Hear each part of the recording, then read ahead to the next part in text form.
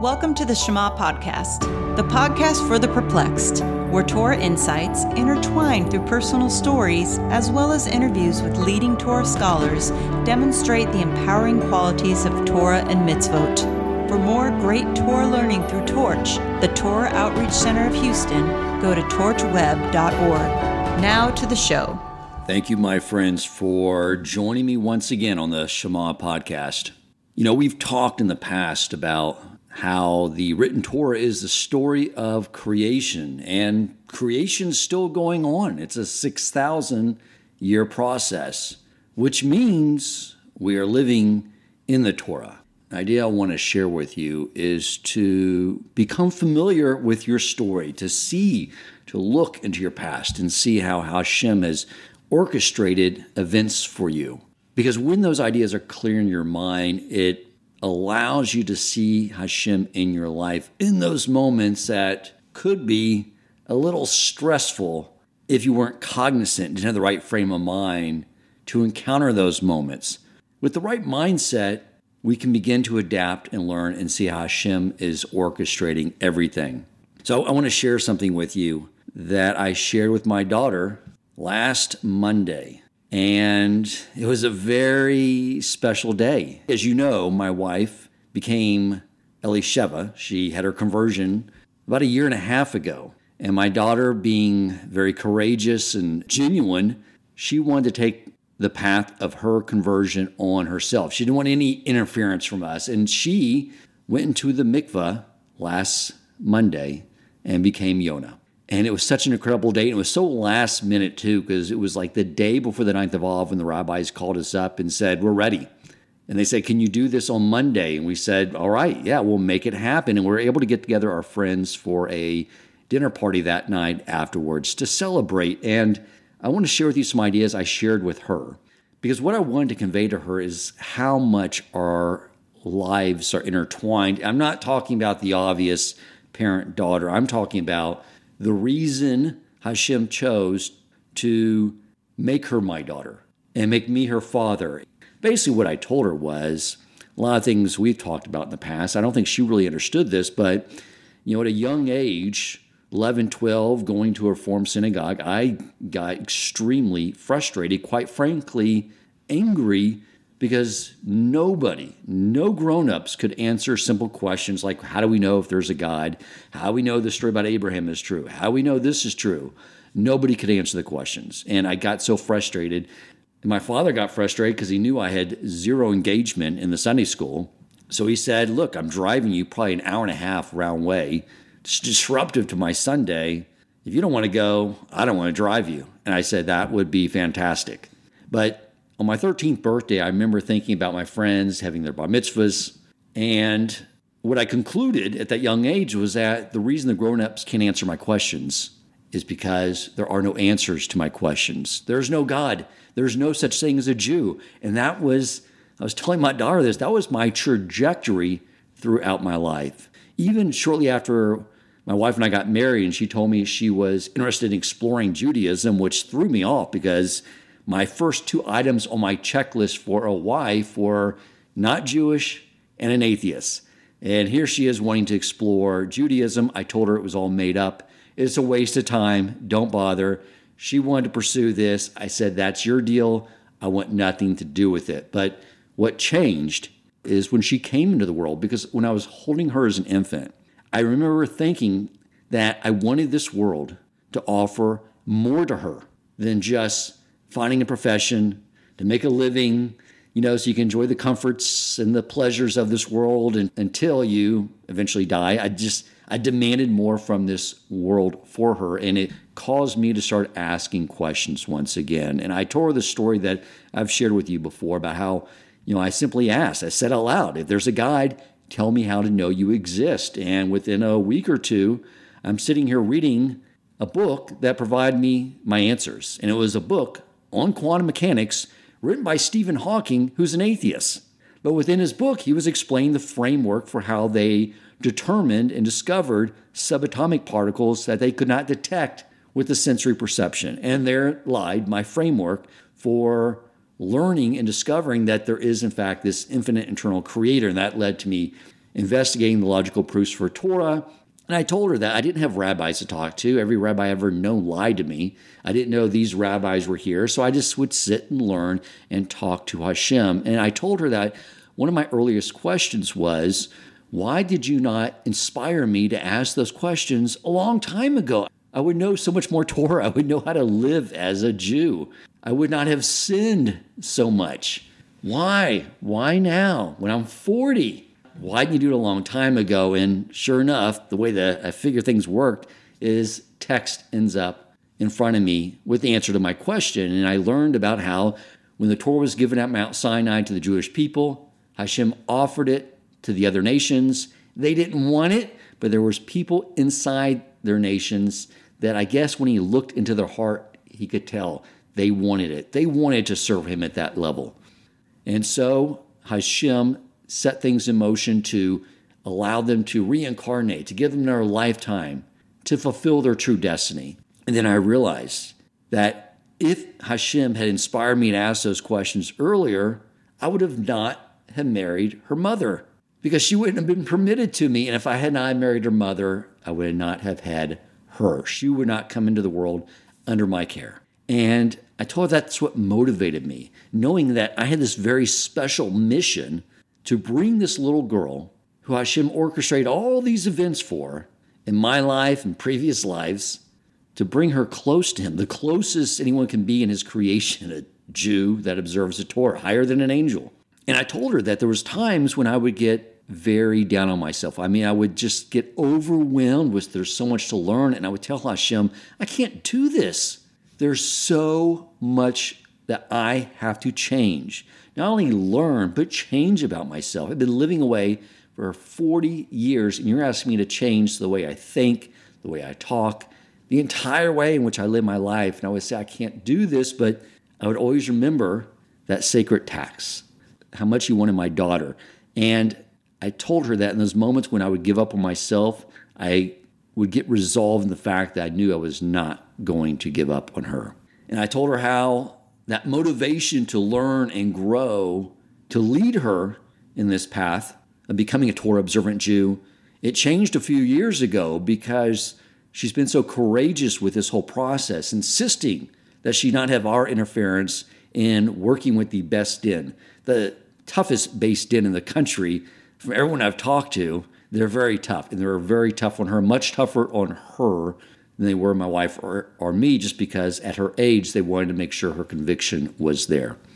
And she took it all on, and she learned, and every day there's another book arriving from Art Scroll, and the way she's been working on her midot, I mean, it's just amazing. And I told her that she still motivates me, but not so I can lead her, but now I just want to keep learning toward improving myself to keep up with her. And so I shared all this with her and then sort of brought it all back to the fact that all that matters now, all that matters is, for one, for you to remember what I told you about all the lifetimes and time and all the events you had to orchestrate in my life and your mother's life in order to bring you to this moment. That's how much she loves you. That's such an insane amount of immense love. And now that you know that and contemplate that, know that all your life is about is the following.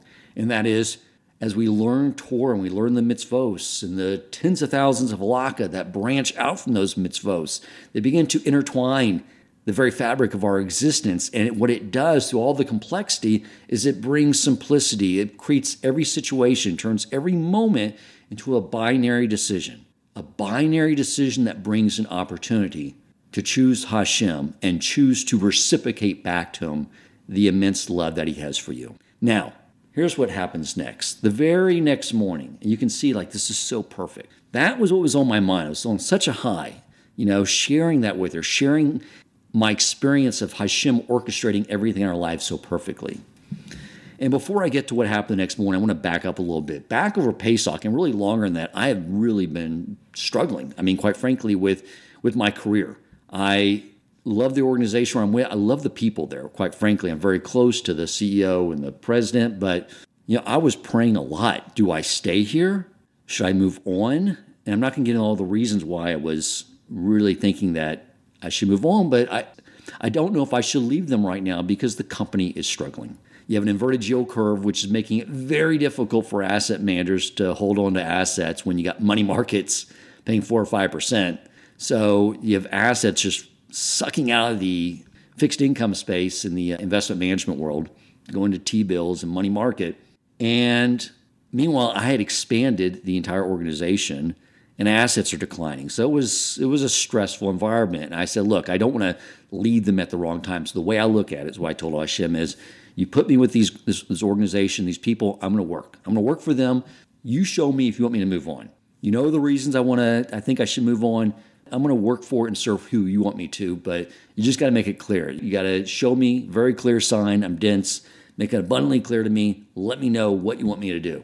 Okay, so now it's Tuesday morning after my daughter's conversion. I have a call with the CEO and president, and they tell me that, they've had to make these decisions. We've been talking about this potential reorganization, which means layoffs, and we haven't approached it. I was very busy doing a lot of things, and I said, yes, I know, we've been delaying that. And they said, well, we made some decisions.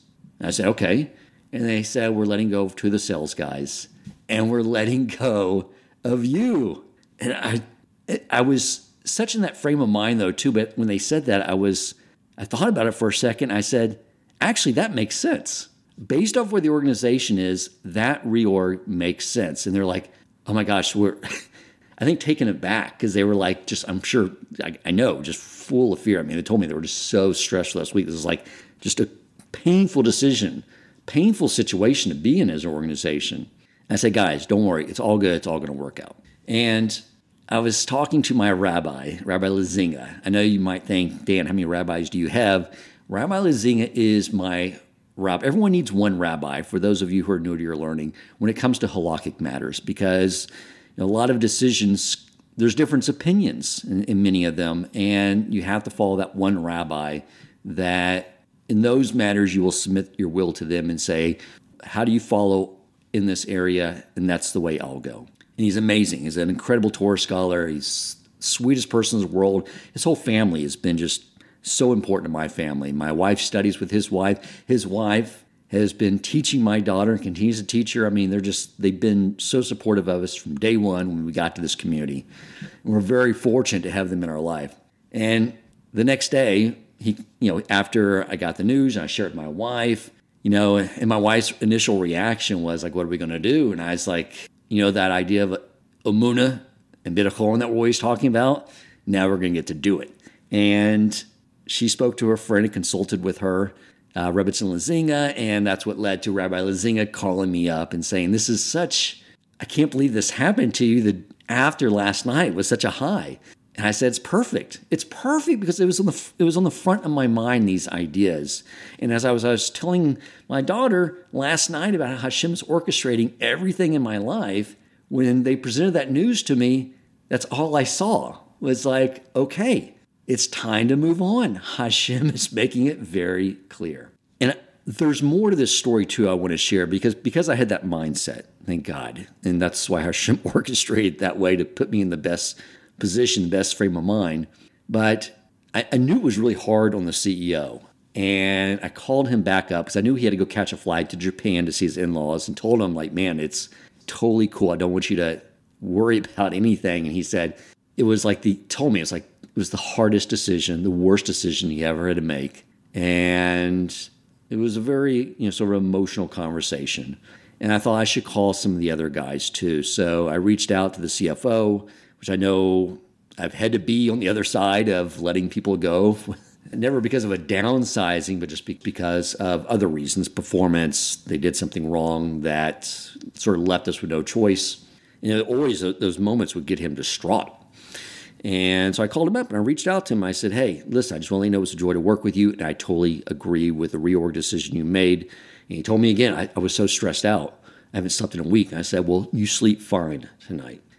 But then he went on to tell me everything I did for the organization that he appreciates so much. Being a systems guy, he really appreciated how when I came into this additional new role of overseeing and building out the sales and marketing department, that there was no organization, there was no structure, there's no systems, no marketing docs, no nothing.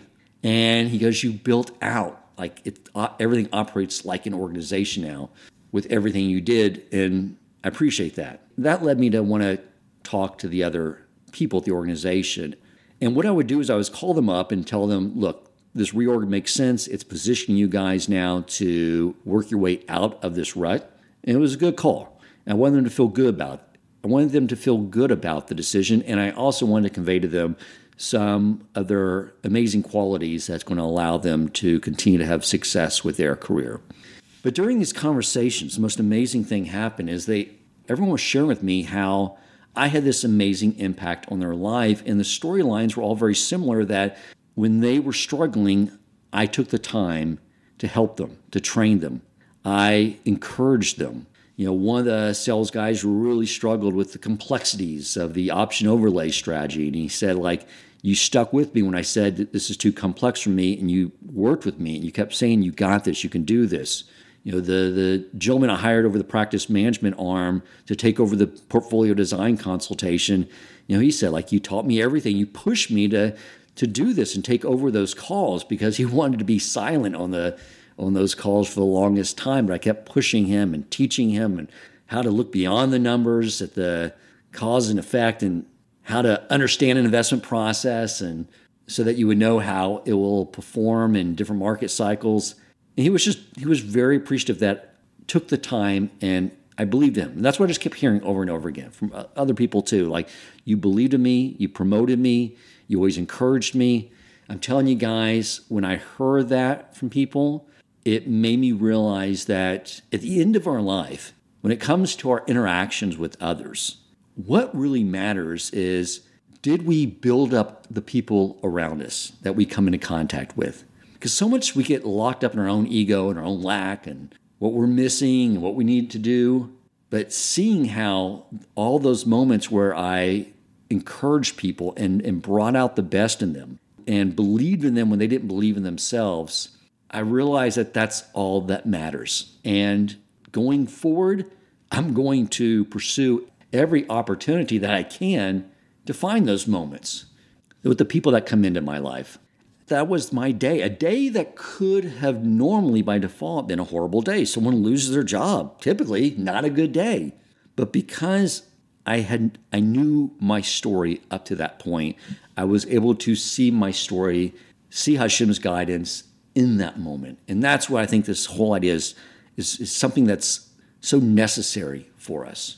One thing I wanted to share too is I reached out to this two salesmen I just recently hired, one just 6 months ago, and checked in. I've checked in on them several times since, and I told them that everything happens for a reason. This is going to work out great. You're a solid salesperson. You're going to land on your feet. You're highly skilled. And he said, and one of them said, hey, I know everyone says everything happens for a reason. And I know you believe in God, Dan, but quite frankly, if there was a God that was really orchestrating everything for the best, then why would babies get cancer? That's what he said to me. And of course, I'm thinking okay, I don't think he's really wanting me to answer that, because first it would entail me studying a book by Ram Kal on how and why Hashem built the system and brings souls into the world and why it's for and what's the ultimate outcome of the whole creation that he built. Obviously, I didn't have time to do that. He didn't really want me to go through that. But it just made me appreciate, we should all appreciate that we have Torah. I mean, the fact that I'm looking around at my library and I realize okay, I need to maybe, now that I got more time for study, incorporate some more text into my daily study. I have this amazing book called Beis Halevi on Bitachon, and it's so incredible. The first thing I was struggling with was my role in finding a new career opportunity versus Torah study. How should I break up my day now?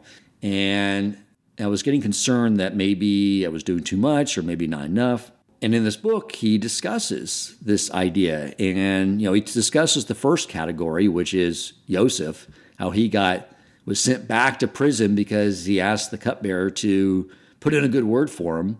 And I'm thinking, well, should I reach out to recruiters? What should I do here? And he goes on to explain, that's Yosef, okay? That's his level. For the rest of us guys, even on someone on this rabbi's level, is a great tzaddik. It's like we reach out. If the cupbearer comes and we pursue that opportunity and ask them for their help. So it brought me so much clarity there, so much clarity on how to rechannel the fear of uncertainty, which why Hashem created that is so we could rechannel it and connect to him, because really all that's happening is he wants to bestow a gift and create situations of uncertainty so that we will use it to strengthen our bitachon and turn to him and say, I'm totally relying on you. That's all he wants in this situation. That's what I want to give him. So to wrap up, guys, 1, be thankful that you're a Jew. I mean, I just can't imagine the rest of the world when they go through situations. It just must be overwhelming. And 2, know your story. Think about it. Think about everything Hashem has done up to this point in your life so that in future moments, they'll be right there with you. If we do that, the more we'll see Hashem in every moment. And by the way, if you know of anyone in the investment management industry who needs someone with a pretty diverse set of skills and everything, that it's under the umbrella of business development, please have them reach out to me at president@torchweb.org. Thank you for listening, my friends. If you enjoyed this episode, please consider supporting Torch so they can continue to spread Torah wisdom to the world by making a donation at torchweb.org and clicking donate in the top right corner of the page. And if you would like to get in contact with our host with comments, suggestions for future topics of learning, or questions for him or his guest rabbis, you may email him at president@torchweb.org.